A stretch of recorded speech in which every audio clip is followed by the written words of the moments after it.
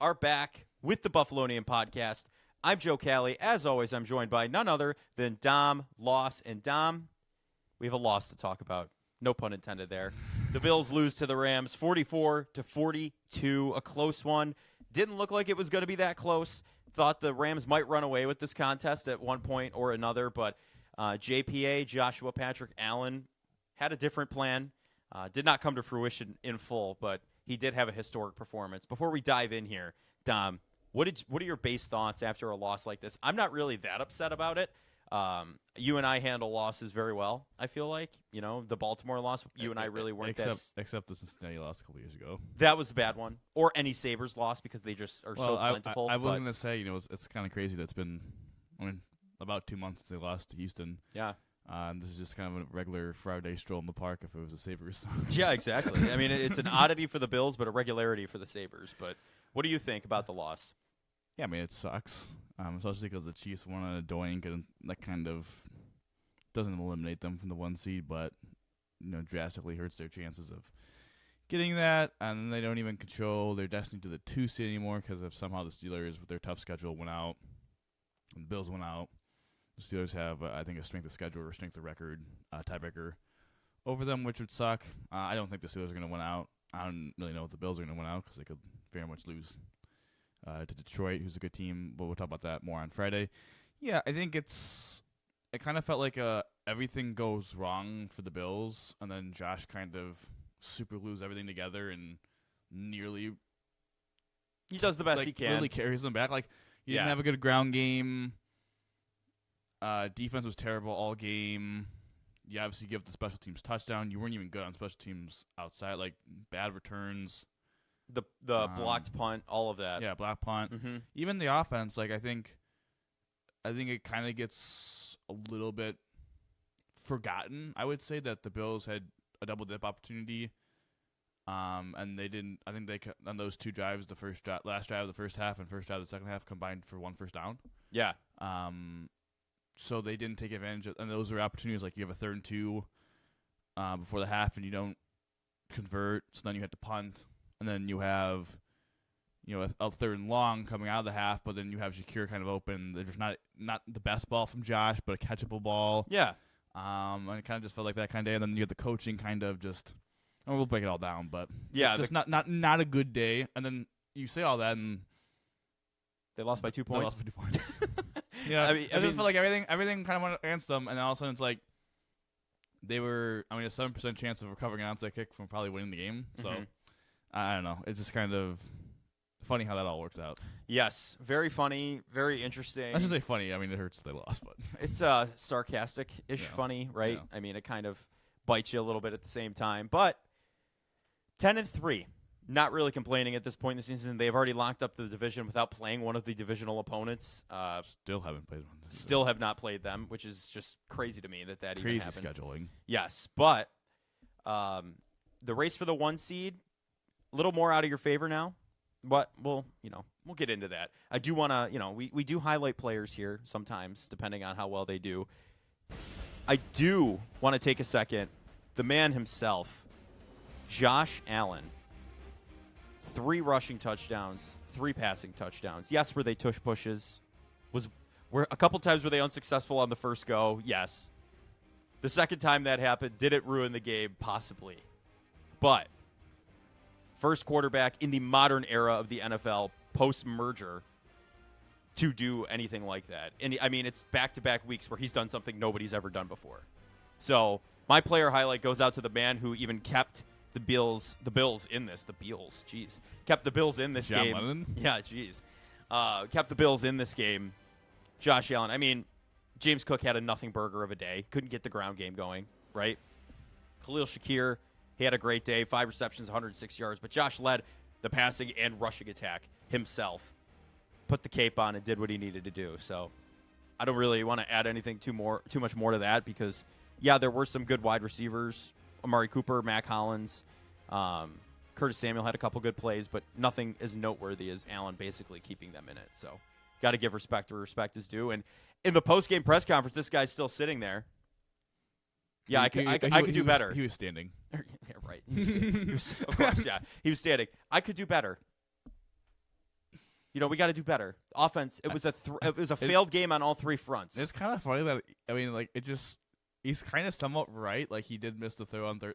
It's just crazy. It's crazy to me that he had that type of performance, and it's like that's what he's thinking. Man, he's thinking about that stuff, but man, he's kind of like, man, they were like he was close to having an even like it's just insane that he had was something that no one's ever done other than like Otto Graham. Yes, I think in the 50s. Yeah, 54 or something like that. And now it's like, man, it actually really could have been better. Like he's not just like BSing us. Like he actually like. I mean, if they had a couple plays that man, if they would have made he had like 3 for 400 yards. Yeah, it's just like I don't know. It's just so weird. I did say I want to say this.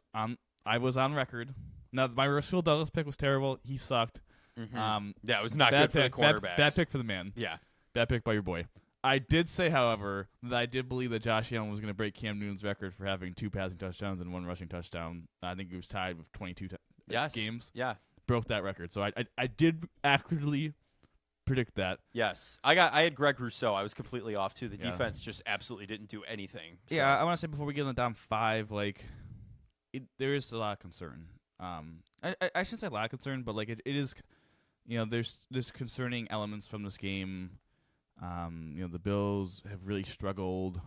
I think they've now in 5 games this year given up 6 yards more per play. Yeah. And 3 of those 5 have been to the Rams, the Dolphins, in Week 9, and I think it was Houston, the Houston game, and all those teams are top 10 in the league and being really condensed to the line of scrimmage. Mm-hmm. Not a lot of width. Right. And the Lions are 4th in that category of having a very condensed line of scrimmage, so we could be in a very similar game next week, which is scary. I do say, again, we want to talk about this game, but I will say the one thing that I think the Bills have going for it's interesting. The one thing that I think the Bills have going for them is they got a little taste of this, not a good taste, but no, they were on a heater.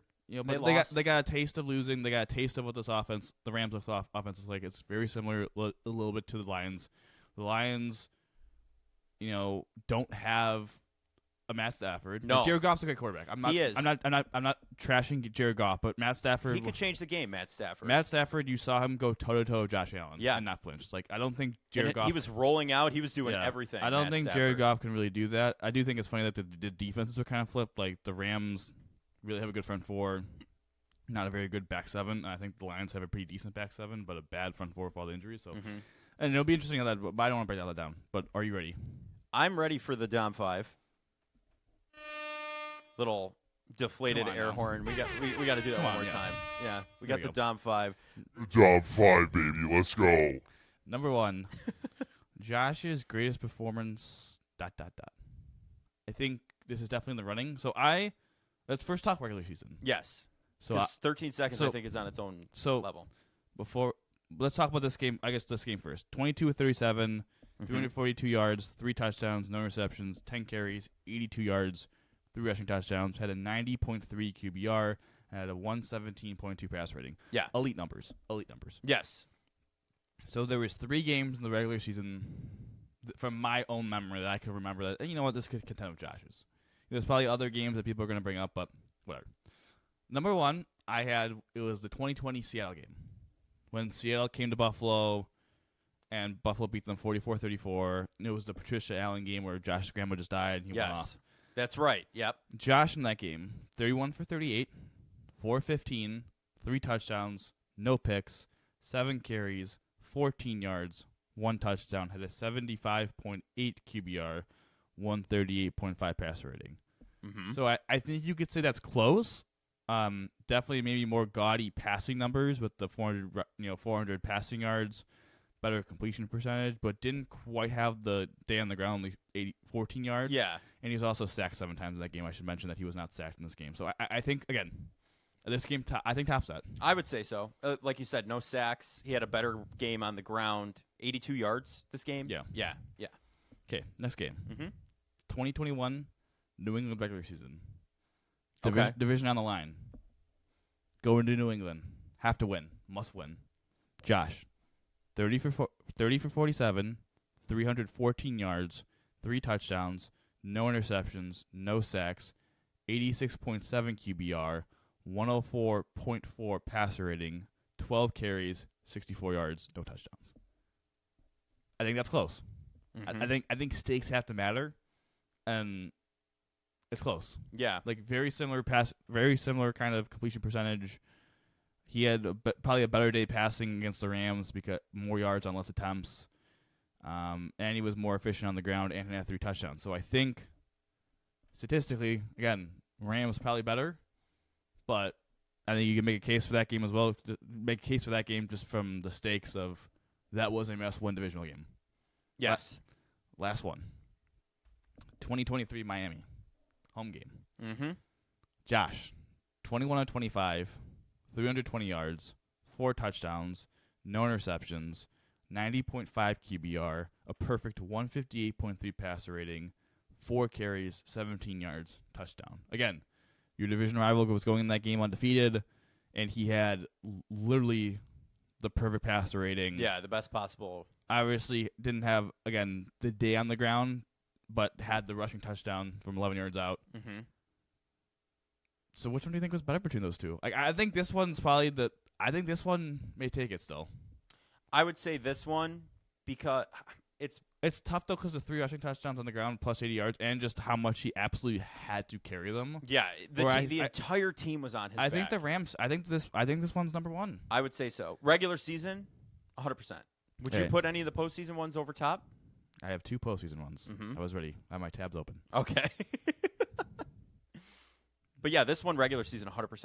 Number 1. I still think, again, you could debate me the 21 New England. You could debate 2020 Seattle, except he didn't have quite he got sacked like 7 times that game, so it wasn't like a perfect game. And then the Miami game, he was literally perfect. So I think you might say that might have been his single best performance. His best performance on the stat sheet. Yeah. But I don't know, but he had 3 rushing touchdowns. I don't know. First player, I don't know. It's yeah. close. All right. 2021 wild card, Mm-hmm. New England. Yeah. Same year. 21 of 25, 308 yards, 5 touchdowns, 98.8 QBR, didn't get sacked, 157.6 pass rating. Still, I don't understand how he didn't have a perfect pass rating. He should have. I know I complained about this on the pod earlier, like Like after that happened. didn't yeah. understand that. Mhm. Don't understand now. 6 carries, 66 yards. I'm sorry, this performance is better than the one against the Rams. Oh, 100%. I'm sorry, he was literally perfect. And remember how that was like minus Yeah. 21 degrees outside? Like it was outrageous. Fitzpatrick's in the stands shirtless. I remember we watched that one in the El Garaje in the garage. Yeah. So I mean, you can make a case like stakes were definitely more in this game, but like the Bills also just kicked the crap out of the Patriots. Third meeting of the year too for them. Yeah. So Yeah. that one, and then obviously 13 seconds. I don't really want to go too far into it, but No, we don't want to relive. but- 27 to 37, 329 yards, 4 touchdowns, no interceptions, 92.1 QBR, 136 passer rating, 11 carries, 60 yards. This one will always be number 1. I think the Patriots playoff game is his best singular, like just like if you watch that game, It was the perfect football game. it was literally his best perfection of a game. Like, I mean, 98.8 QBR, pretty much perfect. This game was his best game, just the stakes, the moment. But this Rams game, man, I don't know. This Rams game was insane. It was because it was him. Like he just It carried. wasn't the Bills. It was the Rams versus Josh Allen. So I think you could easily say this is his best game since the 21 playoffs. Yes.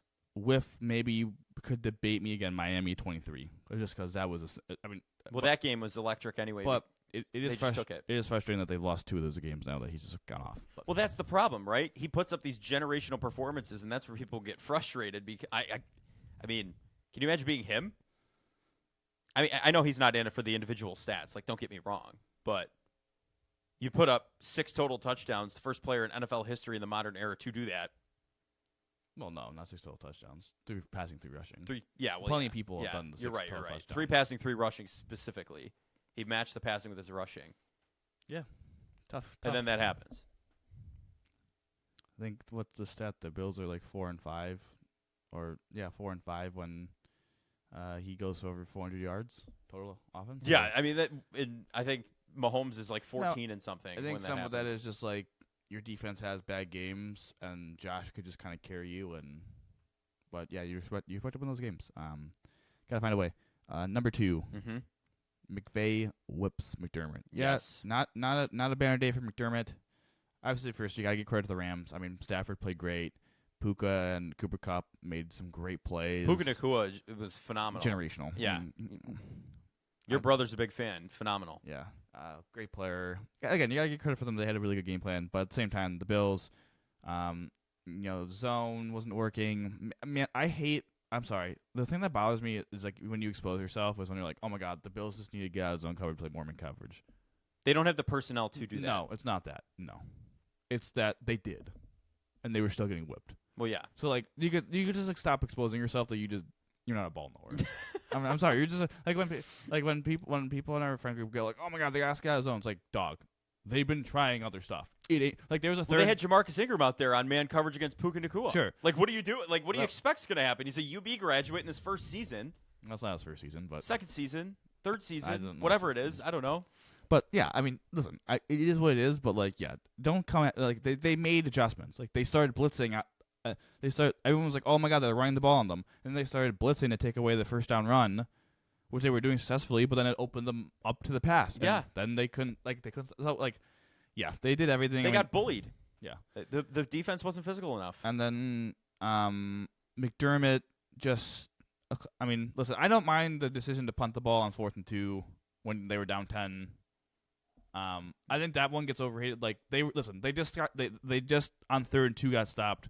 Wasn't like they like, oh, that was a competitive play. Like they got a terrible play. Josh was running around, incomplete pass. Like, and if you, I mean, I was not against going for it, but I could understand not going for it. Yeah. The penalty. Listen, man, like, I think you could have a defense. You could, devil's advocate could be like, listen, we accepted the penalty. We thought 3rd and 19. Maybe we could get them to throw an incompletion. Yeah. Or, stop them, and then maybe they get like 8 yards, and then it's like 4th and 10.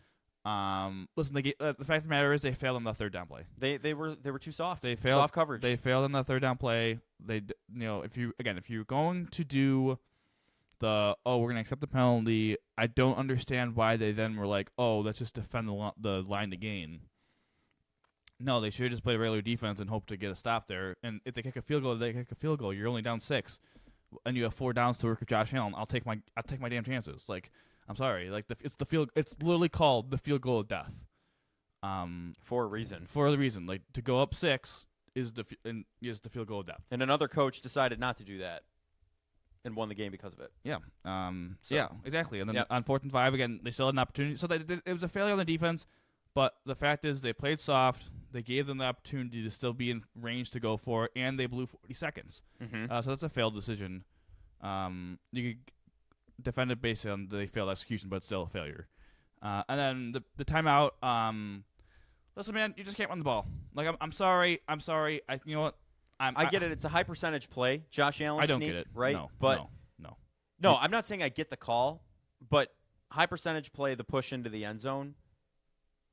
I just don't. I feel like calling the timeout after was the kiss of death because you lost all chance of getting. You the ball. had to call. You had to call it, but you also couldn't at the same time. I agree. Yeah. Like people are like, they had to rush and do it. I was like, boys, at that point, if they did it again, it would be like 40 seconds left. Yeah. And they had 3 timeouts, and if you count like the 3 plays it would take, the plays to run the timeouts the run plays, even if you 3 and out them, it's probably going to be like 13 seconds. Yep. So then there's probably 25 seconds, the punt's 8 seconds, so you have 17 seconds, no timeout at your own 20.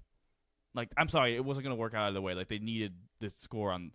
They needed that first attempt to go in. Yeah. And that was it. Because they were moving. I was really actually impressed how they were moving down the field without using a timeout and in good time, too. I mean, they got some penalty luck. The first, right. Listen, the Khalil Shakur thing was a penalty. Mm-hmm. I'm not defending. Listen, I guess I'll defend. I'll defend. I don't know. I'm defending the Rams. I'm going to the Bills. The Bills did get some penalty luck in this game. Like, I didn't think that one was offensive pass interference on the Rams on the deep ball. I didn't think it was roughing the passer on the Ram on the first, the 3 and out on the sideline. I didn't think the last pass interference was pass interference. So it was a weird. I don't think it was. Horse collar. No, that was not a horse collar. I'm looking up. Sorry, I'm looking up a game while we speak. Because here it is. Yep, San Francisco, Detroit. Mm-hmm. The Lions in the NFC Championship game was down 10 points, with 1:16 to go. Had the ball. With 1:10 to go, had the ball 2nd and goal at the 1. Yes. Threw an incompletion. Right, 3rd and goal at the 1. They had all 3 timeouts. They then ran the ball lost 2 yards and had to waste their first time off a minute left doing them because then they went for it, scored the touchdown, and then didn't get the onside kick and they lost the NFC Championship game. Right. Like, it was very similar to that where it's like, dudes, like, you can't waste the timeout. No. Like, I was pro. I'm going to be honest. I was very pro that when they got the pass interference on the secure play on 4th down, to just kick the 40-yard field goal with like a minute 20 to go. Yeah, and then get the ball back. Or And then hope to get the ball back. I mean, listen, you're hoping and whatever. I would have kicked the field goal right then. You would have had a minute 20, right? And hopefully then if you get the stop, maybe you have like 50 seconds. Yeah, you have enough time. Well, it would have been tough, 50 seconds, no timeouts to go 80 yards, but you would feel like you would at least have an opportunity. Yeah. Like I feel like they wasted some time. Going for the touchdown? I wasn't. Yes. And then when they were at the 1, it's like, all right, well, you might as well try and get it in. But, like, if you're going to run it, you have to get in. And any play that had that chance of happening was just bad. Mm-hmm. And there's no defense. No. And a throw, like you said, would have stopped the clock if it's an incompletion. And it's just Bad. It's not a great look for the fellas out there, unfortunately. But Number 3. yeah. I am drooling, waiting for Keon and Kincaid to return. I know. Because look what those guys. I mean, man, getting those guys back in this offense, like having an impact tight end. No offense, Dawson Knox, and getting your jump ball guy, your rookie, who is very explosive. Mm-hmm. Man, I'm really excited to see these guys come back. So am I. I mean, we dropped 42 points without them. I know Josh Van Ham, but I'm very excited about that. It's really not a very long down. It's not a very long down point. It was just more of like no, it was general. Yeah, I cannot wait to have. I mean, Knox has had great catches. He had 1 catch. I'm not saying just in that game. I'm saying in general. No, he hasn't. In Kincaid's absence, he's only had 1 catch. No, I'm saying he had 1 catch on Sunday. Yeah, that's not what I'm saying. In Kincaid's absence, I'm saying. Okay, he had 1 good game. Yeah, I'm just saying it'll be nice if you let me finish my point. I'm saying it would be nice to have Kincaid back and have Knox as a secondary option. I in the just think receiving. Knox is trash, and you're defending Knox. No. I will defend Knox, and you know that, but I'm No. not going to do that. I just again, Knox to me is He's a tight end 2, and they're paying him like a tight end 1. he bothers me, man. Yeah? Sorry. No. I But- apologize to absolutely no one. It Having just bothers Keon me. Coleman back will be huge with Amari Cooper. Cooper looked good. I know that they only 6 catches on 14 targets isn't great. It was the Allen and Cooper show on those big drives. A couple nice plays. The one play was okay. I'll say this though. Yeah. Because I defended the refs. The one play was definitely pass interference when he deep bombed him and the guy was grabbing his jersey. He's like, bro. Oh, yeah. Then the guy came out and was like, I don't think he's impeding his progress. Like, bro. He's holding his back pad. Yeah. What are we talking Yeah, about that right was terrible. now? That I heard that. I couldn't even believe it. our boy Gene on CBS would have told it how it is. Oh God, Gene's territory, really? That's the golden standard of referees on the broadcast. Number 4 though. Okay. Milano worry meter. For me, low. Extremely low for me. I think there's a lot of debate. Oh, they should just put Dorian Williams in. Listen, I'm going to say this straight up. Matt Milano has sucked the last 2 games. I mean, the 2 games he's played, he's not been good. It's simple as that. Like, I'm not going to sugarcoat it. No. I do think it's a situation where you have a nice data point in where what you're going to get from Dorian Williams, right? Solid run defender, kind of gets lost sometimes in traffic, but really athletic. Solid linebacker. You're going to get solid play out of him. And then you have a data point for Matt Milano of his ceiling of he could be an all-pro linebacker. Now, is that still in there? I have no idea. Mm-hmm. With a bicep tear coming back from, you don't know. I think it is worthwhile for the Bills to be like, well, if we could potentially get all-pro linebacker play instead of solid linebacker play, like I think we should try it. I mean, Matt's a veteran guy on the team, and listen, You also got to get him back into it somehow. Listen, the concern and like the worry meter, like, tell me what happens after week 18. Like, if week 18, if we're having a very similar conversation where it's like Matt Milano is just not playing well, give me a month. Mm-hmm. In a month's time, if we're having a conversation where it's like Matt Milano's not playing well, they should go to Dorian Williams, I'm all for going for Dorian Williams to the playoffs. But I think they should do the high ceiling move. Yeah. I've been pro this for Cole Bishop. Like I've said, like I like DeMar Hamlin. DeMar Hamlin is giving you a data point of being an average safety, which is great. I just believe that if we potentially started Cole Bishop, there was potential that his data point is his ceiling data point could be higher, right? And that's why I'm pro this. I understand why they did it. They're doing it for Matt Milano and not Cole Bishop, right? Cole Bishop's a rookie. unknown, a complete unknown. You don't know what's going to You happen. think his data points there. You don't have any data that supports that. Yeah. You have data from Matt Milano's past. Yeah, all pro. So I understand that, but again, I'm pro for the Matt Milano thing. I'm pro the Cole Bishop thing. So I mean, I'm perfectly linear. No, I understand what you're saying. I'm not very worried about Matt Milano. I think it's been a while since he's played a football game, folks. I mean, let's just think about that for a minute. And I know it's like, why wouldn't you put Dorian Williams in and work Matt Milano back in? Trial by fire is sometimes the best way to get, throw him right in. Baptism by fire, right? I mean, get him back into game time scenarios out there. I think he'll be better by the end of the season. I'm not very worried, and I know you're not either. You said so. I mean, talk about overreaction. I think that might be that, but we'll see. Yeah. Lastly, number 5. This is gonna upset some people. Okay. Is what it is. All right. I'd speak the truth. Mm-hmm. The D line must be reshaped in the offseason. Mm-hmm. And I know what we're gonna get. Oh my God, they waste so much assets in the D line. It's like, well, the Bills haven't won the Super Bowl, and you kind of know why. Is that every time in January their D line just sells. As blunt as I can say it, just the bed. Mm-hmm. So yeah, they're going to keep trying to fix it. And yes, we thought Von Miller was the final piece. Unfortunately, he blew out his knee. And listen, he was the best defensive lineman on the field for the Bills, which is definitely saying something. Listen, like I was listening to Joe Marino today, and he made a good point of like maybe these guys are just a bunch of Robins. Like, yeah, we don't have Batman. Like maybe they're just all right. Ed Oliver is a solid player. Greg Rousseau's a solid player. Von Miller at his age is a solid player, but maybe AJ Epinesa really shouldn't be counted on. Maybe he should be a DN4. And it's kind of like, you know what? I think he's right. Mm-hmm. Like, I'm sorry. Like, for me, we saw this with the Bills' offensive line, right? The Bills' offensive line in the early 2020s was like, all right, Josh kind of mitigating a lot of by pressure. Running all over. Yeah, pressure. Mm-hmm. They can't really run the ball. They're not very physical. And then you saw a change, right? They invested, obviously, in Dean Dawkins to be their franchise left tackle. They invested in Spencer Brown, physical freak. Kind of similar to Greg Rousseau, actually, kind of funnily enough. Like, everyone if you're going to have a comparison. Like, yeah, it is. Obviously extended Spencer Brown. And then you saw, they invested in Connor McGovern. They invested in the development of David Edwards, like signing him to be the 6th offensive lineman, and he's now the starting left guard who played really well. Right. And then you drafted highly Osiris Torrance, right? And those were different types of people. Like they were a team that had smaller offensive linemen, but they were athletic. And now they kind of changed to like, we need bigger guys up there. We need more, guys that can anchor and be physical.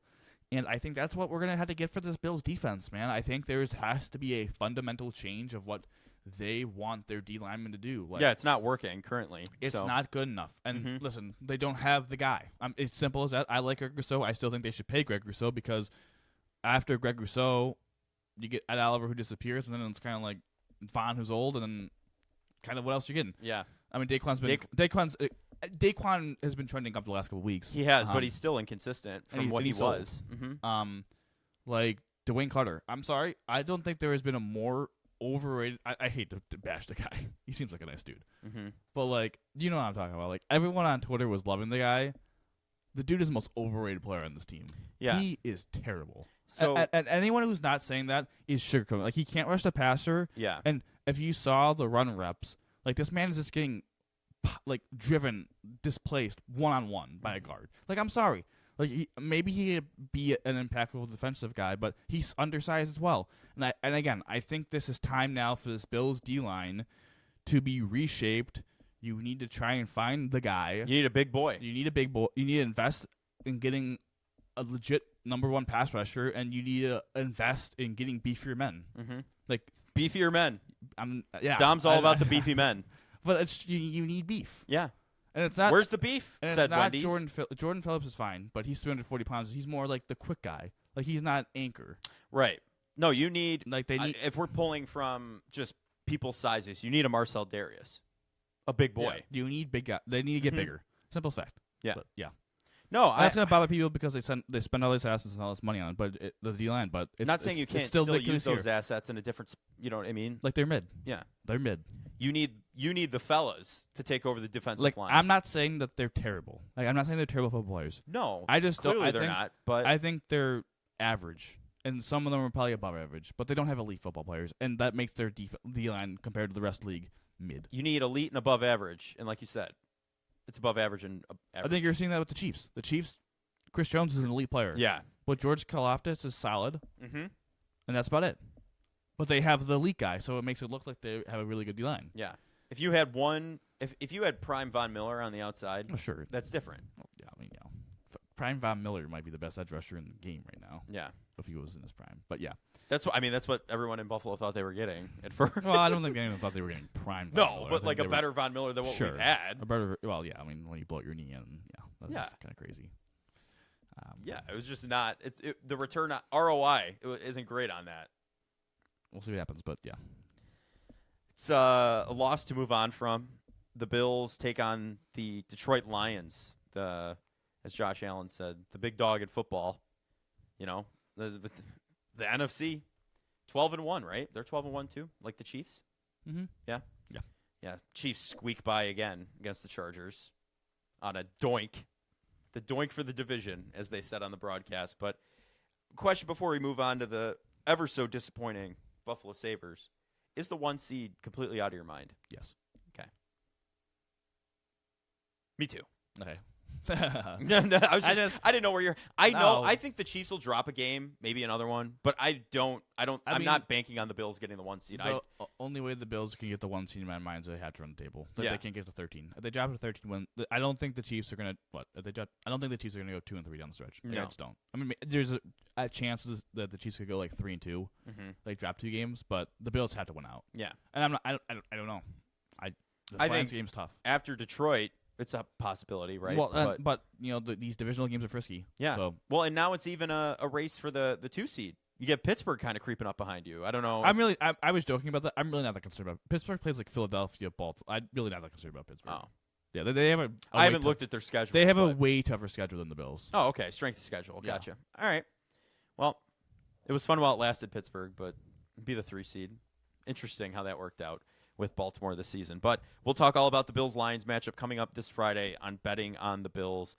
And, here comes that goal horn. You know what time it is. We're so excited. Oh, wait. It's the Buffalo Sabres. How terrible. I don't even want. Where the hell are the palm trees, Kevin Adams? Well, How about you get somebody that has a no movement clause, then they can't do anything about the palm trees. They can't be upset. They have to be here. The funny part is, this is funny, but to me it is. The whole thing's laughable. Is that I think we said like this is a big moment for their season, right? That all these home games coming up, and they proceeded to lose 5-4, blowing a 4-0 lead, 3-2 in overtime, get crushed by Utah, who's a bottom 10 team, 5-2, blow a 5-3 lead, lose 6-5 in a shootout. Like, I mean they're 11-13-4, and they're tied for 5th place in the division, and it's like okay, like you're actually like the teams are so bad in front of them, like it's like begging. It's like begging for them to get the 8th seed, and they just won't take it. And oh my god, like I don't know what this. And you know what? I just can't with this team anymore because it's so frustrating how stupid they do. Like how stupidly run they are. It's bad. First of all, like Tyson Kozak comes in, gives you a nice little spark in the 4th line center. Lindy talks all this crap about we got to hold these guys accountable. Like people may be getting scratched, and you know what they do? This guy plays well, scores a goal. Really, put some juice. Put some juice in the 4th line. Yeah. We have to send you down so we can activate Matthias Samuelsson. Like, Get him out of here. It's like, why is Sam Lafferty? Like, he sucks. Mm-hmm. And I don't care that he signed for 2 years. Like, oh my gosh, are you trying to win, or are you a charity case? Like, are you trying to win? Like, Clearly not, because they can't. Apparently, it's tough to hold on to a 4-0 lead at home, according to Alex Tuck. Or a 5-3 lead. Yeah, according to Alex Tuck, it's tough to hang on to that. You're at home. How's it tough to hold on to a 4-0 lead? It is just in regulation, you lose that. Yeah, they lost. It was 5 minutes to go. Too. Yes, it's not like they gave up in like 30 seconds to go. No, it was like 5.5. Like it is to me just ridiculous. Like, again, I'm not saying like Tyson Kozak is the answer, but like he's better than Sam Lafferty right now. Like, why are we holding him back? Yuri Kulik scores a goal against Utah. What does he get? Dude, what do you want on your popcorn? Salt? You want caramel popcorn in the press box? Just take a seat. Mm-hmm. It's like what? What are we doing here? Why is this the rotation? Like, why are certain people getting lineup spots? Like, why is Sam Lafferty playing? Why? I'm gonna say it. Why is Jack Quinn playing? I know you got scratched a little bit, but like, why is Dylan Cousins playing? Like, Lindy says, "Oh yeah, if our centers, we ask a lot of them, if they can't do it, we'll just split them to the wing." Where is that? This better happen on Wednesday. Mm-hmm. I mean, it's Dylan Cousins better be on the wing on Wednesday. It's ridiculous. They have one of the worst power plays in the league too. It's like, Yeah. all right, maybe we shouldn't. Maybe fun fact, maybe we shouldn't have had all the guys from the previous regime, coaching wise, stay and be on Lindy's staff. Maybe he should have picked his own staff. I think That'd be smart, wouldn't it? That would have been nice to maybe switch everything up entirely. terrible. And like the one positive is Jason Sucker is playing really well. It's like, oh wow, now could have used another one. And this all leads to this big point. Mm-hmm. I don't want to hear you complain, Kevin. No. Kevin, you've been the GM for 5 years, my boy. It's time. It is Like- very much okay to start asking questions 5 years in. No, it's not okay. You are going to ask these questions because this is ridiculous. Like, I'm sorry, I don't need at 11:30. I don't even know what day was it. It was Friday because we were doing the pod. I don't need an 11:30 press conference from you, and you'd be like, "Yeah, guys, palm trees and taxes." Yeah, we're just getting a It's like, pissing match with the media, Please, pretty much. Yeah, it's like, please. Winnipeg is number one in the NHL. Winnipeg is in cold Arctic temperatures. Arctic Canada. Yeah. Mm-hmm. Like, are we serious with this? Yeah, we have taxes. Shut up. It's not even like RF. Canadian taxes. Aren't the Canadian taxes higher than It's New worse. York? Yeah. Canadians come shop here. Yeah. I mean, that just might be consumer tax. I don't know if that's like income tax. I think But- I don't know. I remember, but I don't know what one's worse, but Canada doesn't have a great track record with financials either compared to New York. It's just listen, man. Like, and like you see like the Martin Necas news of the guy going absolutely off for the Hurricanes. Ford, he was available this offseason because he was an RFA, and he made it known to teams in Carolina, like, hey, like, I will not be signing a long-term deal if you trade for me. Like, I will be signing a 2-year deal Mm-hmm. and going straight to unrestricted free agency. You can still trade for me, but I'm just making that known that nothing's in your mind. I'm sorry, but if that stopped Kevin Adams from making that trade, shame on you, man. Like, have some courage that in 2 years you'll be able to have the organization, the culture, and the team and the success that guy wants to stay. Yep. Like, I'm sorry, what? Yeah. Like, that was that stop. I don't know the price or whatever. Maybe that has something to do with it. But like, come on, man. Like, I'm sorry. There's plenty of players out there that don't have, trade protections that you can go after, right? And it's you know what? Maybe they won't sign a long-term deal, and you have to wait for them to say, "I'm sorry." What are we doing? Jack Quinn is projected to score 16 points in the season. JJ Peterka, who no one has had a conversation about, has really disappeared for a month. Yep. Like, those are your RFAs. And Bowen Barnes actually played very well, so, I mean, that's one. But, like, those are your RFAs that you're going to save your money to spend on? Yeah. It's Like, are we serious? I have no faith. This is why I'm you done. don't do that. This is why you pay to the cap, and then you worry about those those situations when it happens. Like, it's so ridiculous to me that we are in year 5 of this regime, and it's, oh man, the palm trees, and it's like, dude, you are not doing a good enough job. Straight up. Yeah. Like, this is not the NFL, man. This is not the NFL. I mean, most of the time in the NFL, it's very linear development. Mm-hmm. Very much so. Very much so. NHL, it's up and down a little bit. Yep. It's a roller and coaster. you don't get the instant satisfaction of your draft picks. Like, in the NFL, we drafted Keon Coleman. Keon Coleman immediately made an impact on the Bills. Right? We drafted Constance Hellenius this year for the Sabres. Fine player. Fine prospect, really. He's not going to make an impact on the Sabres this season. I mean, heck, Isaac Rosine, who we, 3-4 years ago we drafted him? And he's played, 5 games with the Sabres. He's a solid prospect. Like, it's like, what are we doing? I don't understand it. Like, and it's just, oh my gosh, it's just more and more just BS that we had to deal with as fans. And this Kozak thing is kind of like a little bit of the last straw for me. It's like, what are we trying to win?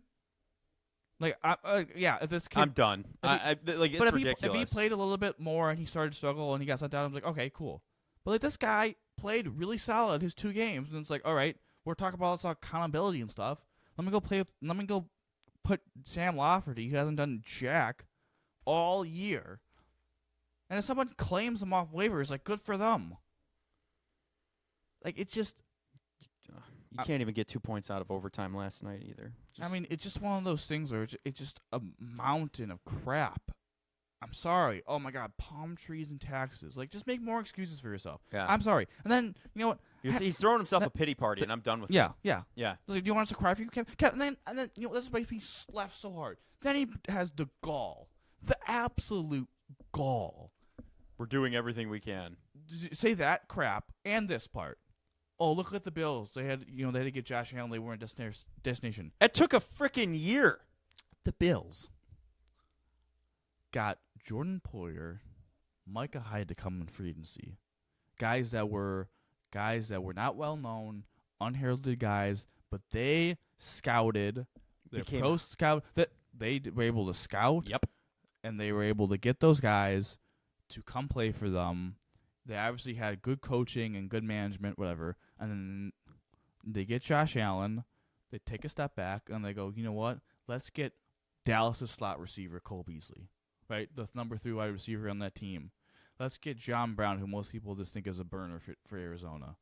You know, let's get the ageless wonder, Frank Gore. Let's get Kansas City center, right?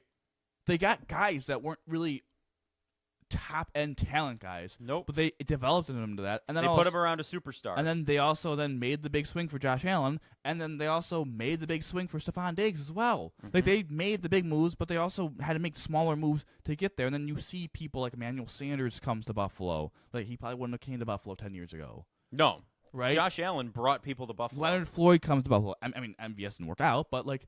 MVS was happy to sign with the Bills. Because of Josh Allen. Mm-hmm. Like, yes, they get all the benefit of that, but they were willing to take big swings on Allen, big swings on Diggs, and yeah, sure, they've missed on some, but they also were able to sign guys that, you know, are unheralded, that end up having a real impact for their team. Yep. And that's what I just, like, Kevin, you can't sign anyone for it. You're a fine drafter. I mean, your trades are kind of all right. Right. But, like, their trading record with Kevin Adams, other than Jason Zucker, is terrible. It's bad. And it's like, your pro scouting team is not good enough. Like, if you're pro scouts, if you're failing in free agency, a lot of that has to do with your pro scouting team just not targeting the right players for you to get. Now, here's my question for you. 2 years ago, after Granado gets them 1 point out of the playoffs, that seems to me like the best time for them to actually do something in the offseason. Because people probably would have been more apt to coming to Buffalo after a season like that. Maybe showing some promise, right? They do nothing. He sits on his hands with his thumb up his ass all offseason. And he's done that every offseason since. He doesn't do anything. It's like, let's roll Levi and UPL and Eric Comrie as your goalies. And it's like, all right, well, you just got saved that UPL ended up being something, but that was luck. It was 100% luck. I'm sorry. Like, you lucked in. I'm not giving you credit for that. No. But he didn't do what the Bills knew. Okay, playoffs this year, swing for Josh Allen.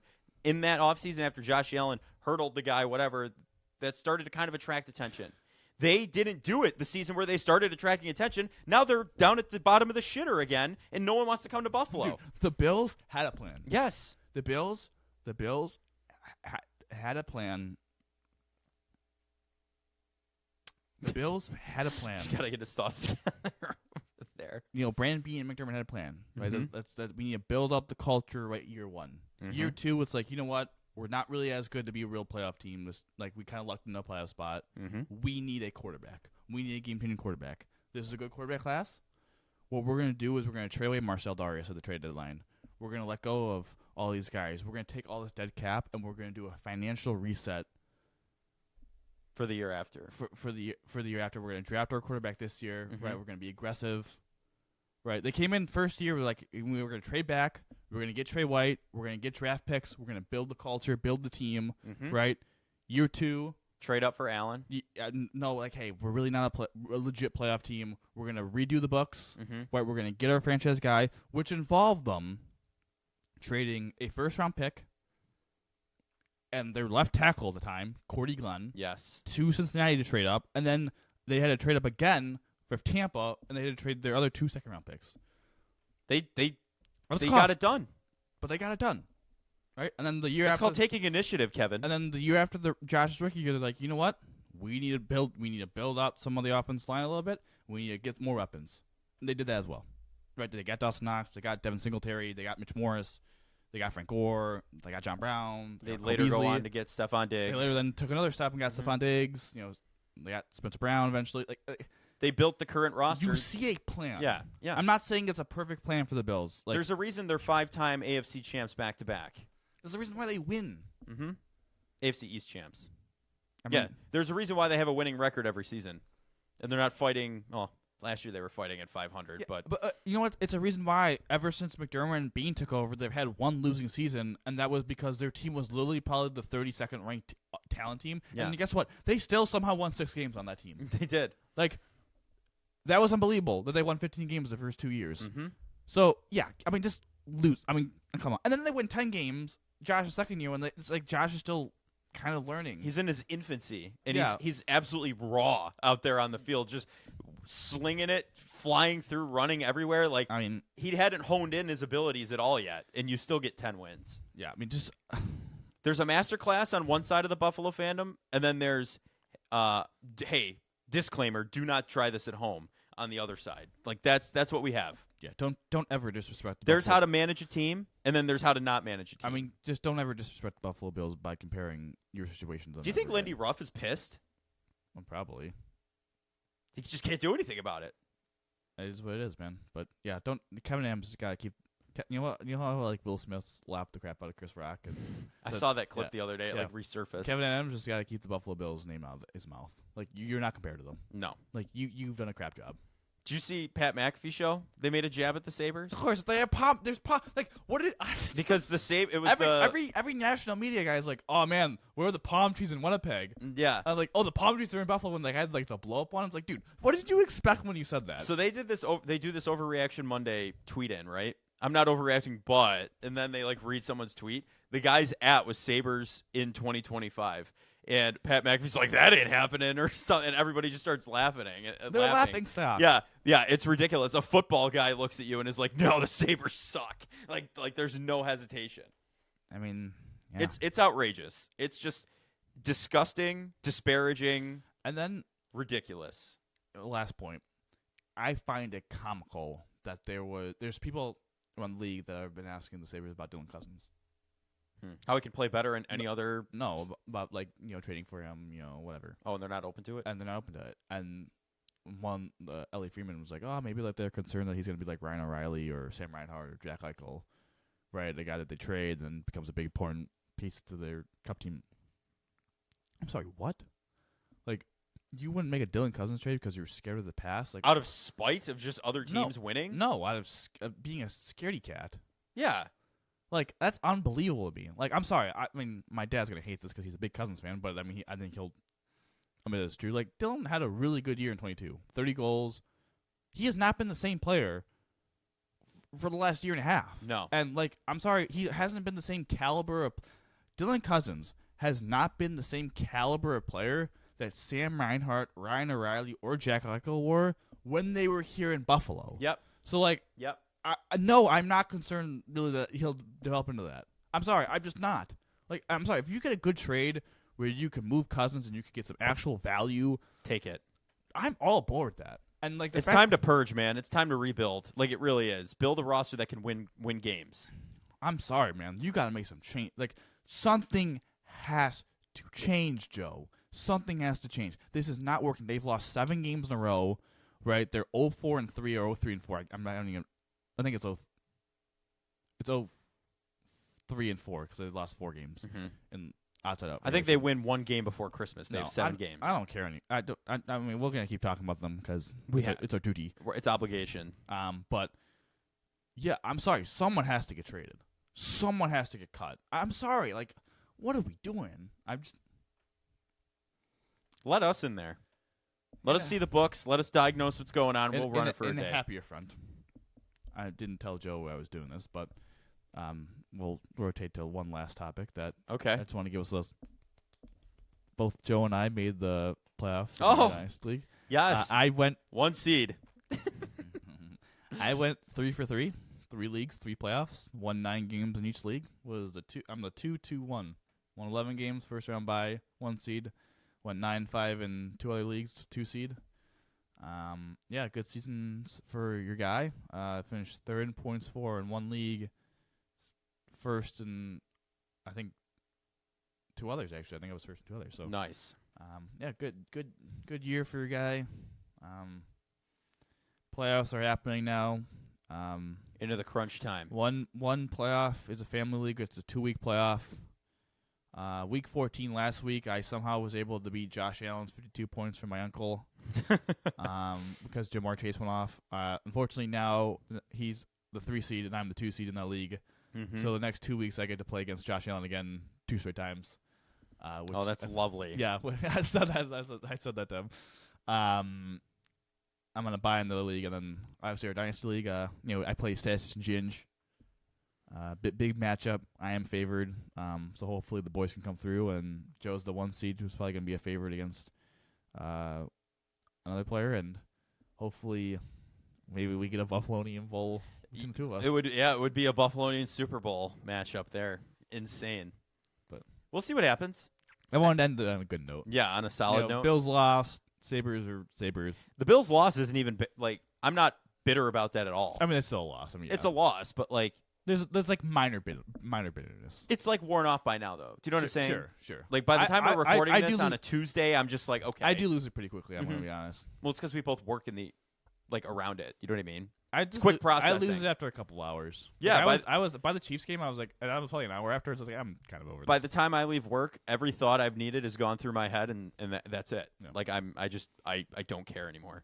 I mean, I care, but I don't. But what are you gonna do? Yeah. Sabres win 1 or no games before Christmas.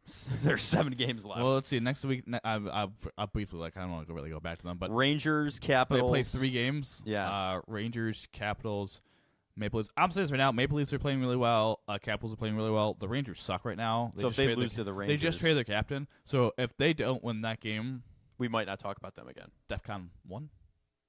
What's the worst? Is it 5 or 1? I thought it was 1 because it's low. Okay, well, I always ask this, and I always never remember the answer after. DEFCON scale. I think it's 1. I think 1 isn't 1 because you would think it'd be 5, but I think DEFCON 1 is most severe. Yeah. Yeah. What is DEFCON 1? Does it just say a description? Oh God. Okay, let's go through Are this. you supposed to say this on the air? No, we'll cap it. We'll cap it. This is just a. This is. The Sabres are on DEFCON They're- 0. Yeah. No. The Maybe -1. they might not be an NHL organization with much time. DEFCON 5, the lowest level of readiness, representing average everyday life. So we're in the whole world's in DEFCON 5 right The now. Bills to me are in DEFCON 5. Bills, yes, absolutely. DEFCON 4, financial risks are rising. DEFCON 3, levels are canceled, or leaves are canceled. Troops are ordered to return to their units, and preparations are made for them to move out if necessary. Okay. DEFCON 2, troops are poised for combat, and certain military deployments and selected civil actions may be necessary.